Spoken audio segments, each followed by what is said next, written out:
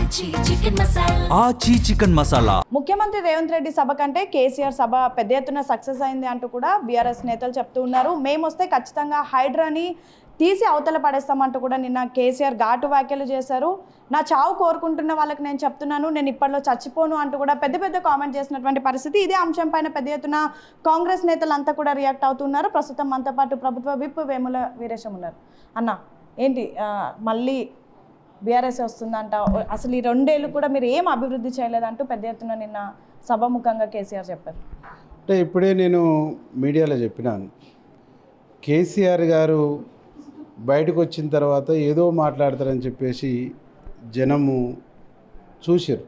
కానీ కేసీఆర్ గారు మాటలు విన్న తర్వాత భవిష్యత్తులో బీఆర్ఎస్ పార్టీ అనేటువంటి దానికి తెలంగాణ గడ్డ మీద స్థానం లేదు. కేసీఆర్ మాటలు చూస్తూ ఉంటే, కేసీఆర్ వాయిస్ చూస్తూ ఉంటే, కేసీఆర్ చెప్పిన అంశాలు చూస్తూ ఉంటే అదే పాత చింతకాయ పచ్చడి తప్ప ఆయన కొత్త విషయం లేదు, విశేషాలు లేవు అనేటువంటి చాలా స్పష్టం.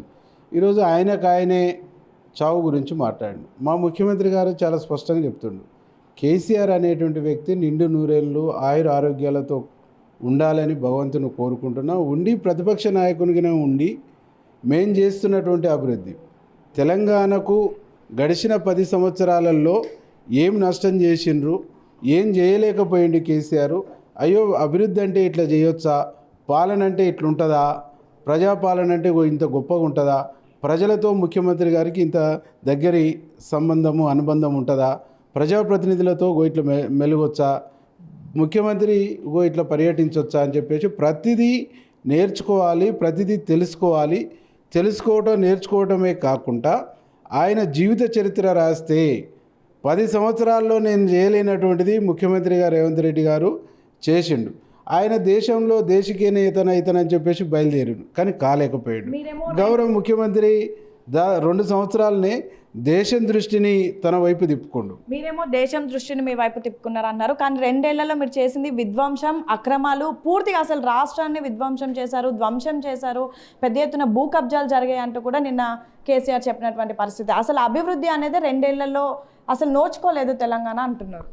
అంటే నేను ఏదో ఒక మ్యాగజైన్లో చదివినాను, గడిచిన 10 సంవత్సరాల్లో ధరణి వచ్చిన తర్వాత హైదరాబాదులో 20 మంది పెద్ద వ్యక్తుల దగ్గర దాదాపు 20 లక్షల కోట్ల పైచిలకు ఆస్తులు పోగై ఉన్నాయని చెప్పేసి నేను ఒక మ్యాగజైన్లో చదువుకున్నాను. అంటే ఎవరి కాలంలో అయినాయి? కేసీఆర్ కాలంలోనే కదా. ధరణి వచ్చిన తర్వాత, ధరణి తీసుకొచ్చిన తర్వాత ఇక్కడ ఉండేటువంటి కాంతి సిక్కికుల భూముల అడ్రస్ గల్లంత అయిపోయింది, దేవాదాయ భూముల అడ్రస్ గల్లంత అయిపోయింది, అసైన్డ్ భూముల అడ్రస్ గల్లంత అయిపోయింది. ఇట్లా చెప్పుకుంటూ పోతే ప్రభుత్వ రికార్డులో జమాబందీలో ఉండవలసినటువంటి అనేక సర్వే నెంబర్ని, వోక్ బోర్డు భూముల్ని అన్నిటిని కూడా సర్వనాశనం చేసేసి ఆ భూముల్ని మొత్తం కూడా దోసుకున్నటువంటిది వాళ్ళు, వారి కుటుంబము, వాళ్ళ అనుచరులు, వాళ్ళ నాయకులు. 6 గ్యారెంటీలు అన్నారు, 420 హామీలు అన్నారు. ఇవన్నీ కూడా అబద్ధపు మాటలు. అసలు 6 గ్యారెంటీలు ఇవ్వకపోగా ప్రజల నుంచి దోచుకుంటున్నారు. దాని అంతటికి కూడా మేము వచ్చిన తర్వాత అదంతా కూడా మేము చూసుకుంటామంటూ కూడా పెద్ద ఎత్తున మీకు నిన్న సవాల్ విసిరినటువంటి పరిస్థితి. ఆయన సవాలు కాదు కదా, సభలో పස්සనే లేదు. నిండా 5 ఎకరాల ప్లేస్లో గ్రౌండ్లో పెట్టిండు, 4-5 ఎకరాల గ్రౌండ్లో పెట్టిండు, 10,000 కుర్చీలు వేసిండు. దాన్ని ఓహో అద్భుతం అనుకొని ఆయన భ్రమ పడితే ఆయన భ్రమ పడనియండి, ఆయన భ్రమను ఆయనకు వదిలేస్తున్నాం. కానీ ఇక్కడ హైడ్రా పెట్టిన తర్వాత మేము 60,000 కోట్ల రూపాయల ప్రజా ఆస్తుల్ని కాపాడినాం. 60,000 కోట్ల రూపాయల ప్రజా ఆస్తుల్లో 10 నుంచి 20,000 కోట్ల రూపాయలు అలా అనుచరులు కబ్జా చేసినవి ఉన్నాయి. అవి మేము తీసుకున్నాం, ప్రభుత్వం దగ్గర జమ చేసినాం.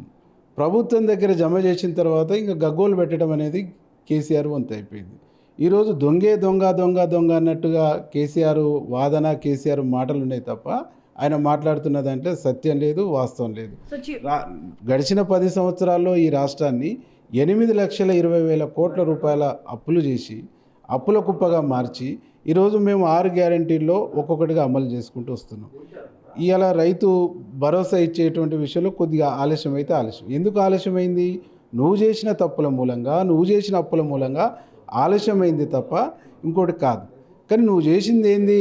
అప్పులు చేసుకుంటూ, తప్పులు చేసుకుంటూ ఈ రాష్ట్రాన్ని ఒక చిందరవందనం చేసిపోయినాం. ఈ రాష్ట్రాన్ని సర్వనాశనం, సర్వం దోచుకున్నటువంటి రాష్ట్రాన్ని సక్రమ మార్గంలో పెట్టేటువంటి ప్రయత్నాన్ని మా ముఖ్యమంత్రి గారు రేవంత్ రెడ్డి గారు చేస్తా ఉన్నారు.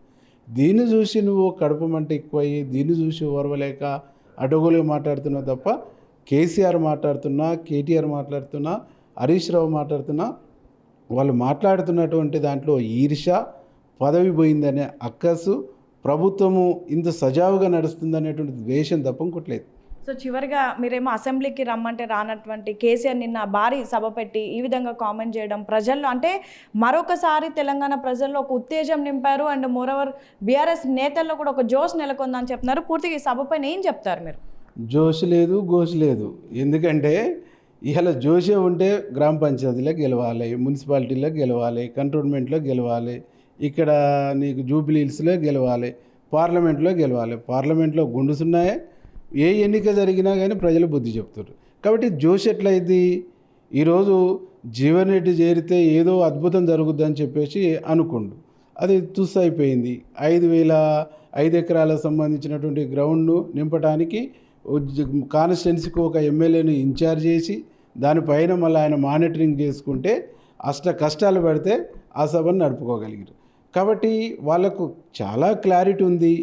చాలా క్లారిటీ ఉన్నా ఎందుకు బయటకు వస్తారు, ఎందుకు మాట్లాడుతారు అంటే ఇవాళ అనేక దర్యాప్తు సంస్థల ముందు వాళ్ళు నిలబడవలసి ఉంది. వాటికి సమాధానం చెప్పుకోవాల్సినటువంటి ఉంది.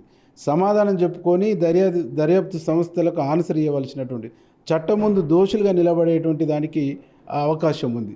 చట్టం ముందు దోషులుగా నిలబడకుండా ఉండటానికే ఈరోజు బీజేపీకి బీ టీమ్గా పనిచేస్తూ బీజేపీతో లోపాయకరమైనటువంటి ఒప్పందం చేసుకొని కోర్టు కేసులు కానీ మిగతా విషయాల నుంచి బయటపడటం కోసం ఆరాటపడుతున్నారు. ఆ బయటపడాలి, బీజేపీ వాళ్ళు నమ్మాలంటే మా వెనకాల ఇంతమంది ఉన్నారని చూపించడం కోసం ఆడుతున్న గేమ్ తప్ప దాంట్లో ఏమాత్రం సత్యం లేదు.